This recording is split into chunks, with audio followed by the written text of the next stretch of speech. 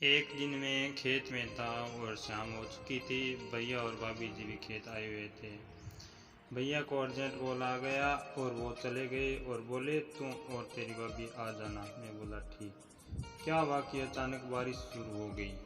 भाभी जी बोले अब क्या करें। इतने में भाई साहब का कॉल आ गया और बोले बारिश में भीगना मत, गाँव सुबह आ जाना। भाभी जी बोली चलो झोंपड़ी में चलते हैं। मैं भी हाँ हाँ। बारिश रुकने के बजाय ज़्यादा तेज़ हो रही थी। भाभी जी ने खाना बना लिया और दोनों ने एक साथ खाना खा लिया। झोंपड़ी में एक जोड़ी ही बिस्तर थे। मैंने भाभी जी को बोला आप सो जाइए बिस्तर पे, मैं नीचे सो जाता हूँ। भाभी जी बोली ठीक है। मैं नीचे सो गया। नींद नहीं आ रही थी, ठंडी हवाएं चलने लगी और मेरे पास कोई बिस्तर नहीं थे। मेरे को कड़ाके की सर्दी लगने लगी। मैंने भाभी जी को बोला सर्दी लग रही है, क्या करें। भाभी जी ने बोली क्या बताऊं। भाभी जी सोच कर बोली आप एक काम कीजिए, मेरे साथ सो जाइए। मैं बोला नहीं नहीं, मैं आपके साथ नहीं सो सकता। फिर से भाभी जी बोली अरे देवर जी सर्दी लग जाएगी, सो जाइए। हम दोनों भाभी देवर विपरीत मुंह करके सो गए। भाभी को नींद आ गई, सर्दी तेज पड़ने लगी। भाभी मेरी ओर मुंह करके बोली देवर जी ठंड लग रही है और मुझे जोरों से पकड़कर पैर रख कर सो गई। भाभी को नींद आ गई। फिर नींद में बोली जी कुछ करो ना, ठंड लग रही। भैया समझ कर मैं बोला क्या करूं। भाभी जी जो आप रोज़ करते हैं वही करिए। मैं समझ गया। फिर मैं बोला आप खेत में हैं। भाभी बोली तो क्या हुआ, खेत में नहीं कर सकते। मन ही मन में सोच रहा था अब क्या करूं।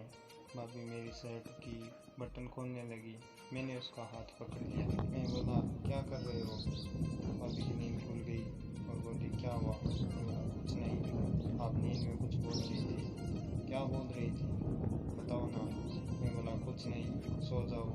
फिर भाभी बोली ठंड का कोई इलाज नहीं है क्या। मैं बोला बारिश रुकने के बाद नहीं करना। भाभी बोली कोई और तरीका नहीं है क्या।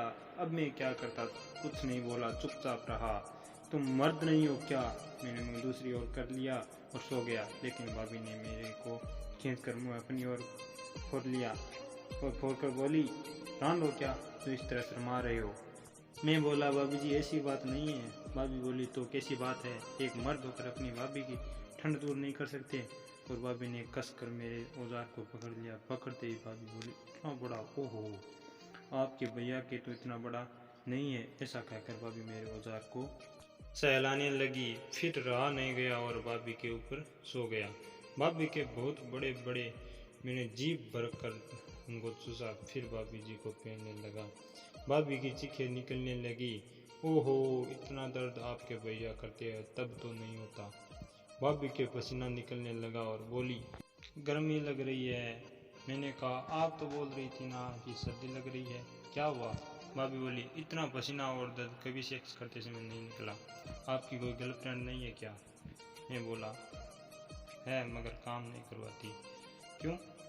मैंने कहा वो डरती है इतना बड़ा देखकर।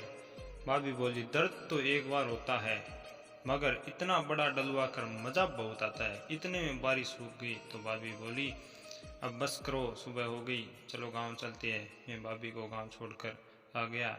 फिर मैं ऐसे पल का इंतजार करने लगा कि कब मौका मिले।